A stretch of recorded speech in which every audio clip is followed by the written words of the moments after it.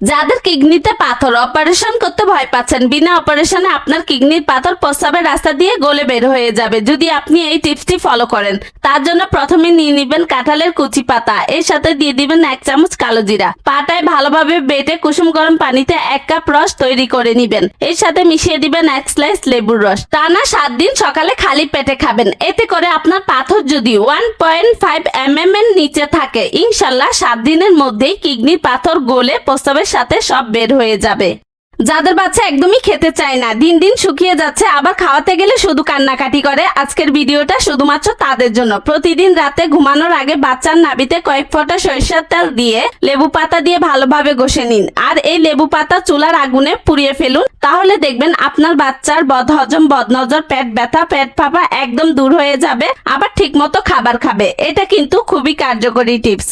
আপনার বহু বছরের চুলকানি, অ্যালার্জি ভালো হবে 1 রাতের মধ্যেই। তার জন্য লাগবে কয়েকটা করলা পাতা আর সামান্য কাঁচা হলুদ। একসাথে ভালোভাবে পাটায় বেটে নিন। তারপর এই মিশ্রণটা আপনার শরীরে যেখানে চুলকানি, অ্যালার্জি আছে সেসব স্থানে লাগাবেন, দেখবেন 1 রাতের মধ্যে উধাও হয়ে যাবে। আর এটা কিন্তু খুবই কার্যকরী টিপস।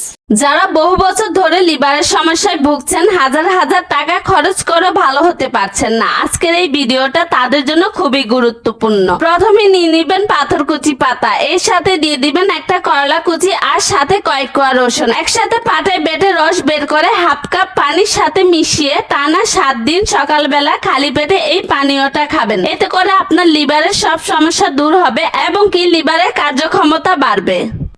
কেউ যদি আপনাকে কালো জাদু করে থাকে, তাহলে নিজের জাদু নিজেই কাটিয়ে নিতে পারবেন। এর জন্য লাগবে 7টি সবুজ বড়ই পাতা। রাতে 1 গ্লাস পানিতে ভিজিয়ে রেখে সকালে ফজরের নামাজ আদায় করে আস্তাগফিরুল্লাহ 3 বার, সূরা ফাতিহা 3 বার, সূরা ফালাক 3 বার, সূরা নাস 3 বার পাঠ করে এই পানিতে ফু দিয়ে এই পানীয়টি পান করবেন এবং কিছুটা শরীরে ছিটিয়ে দিবেন। এতে করে ইনশাল্লাহ আপনার বান, কুফরি, কালো জাদু যেটাই থাকুক কেটে যাবে।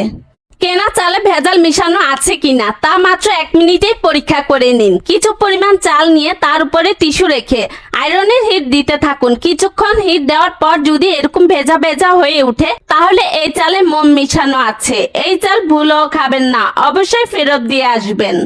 যাদের দাঁতে পোকা ধরা, দাঁতে ব্যথা, দাঁতের মাড়ি ফোলা, তাদের জন্য আজকের এই ভিডিওটি। 1 মিনিটের মধ্যে দাঁতের পোকা ধরা, দাঁতের ব্যথা, দাঁতের মাড়ি ফোলা একদম ভালো হয়ে যাবে। তার জন্য লাগবে একটা কাঁচা পেঁপে। কাঁচা পেঁপের কসটা তুলার সাহায্যে নিয়ে আপনার যে দাঁতে ব্যথা, রক্ত পড়ে, দাঁতের মাড়ি ফোলা 1 মিনিটের মতো চাপ দিয়ে ধরে রাখবেন। দেখবেন 1 মিনিটের মধ্যে আপনার দাঁতের ব্যথা, রক্ত পড়া, দাঁতের মাড়ি ফোলা একদম ভালো হয়ে যাবে। এটা 100% কার্যকরী টিপস।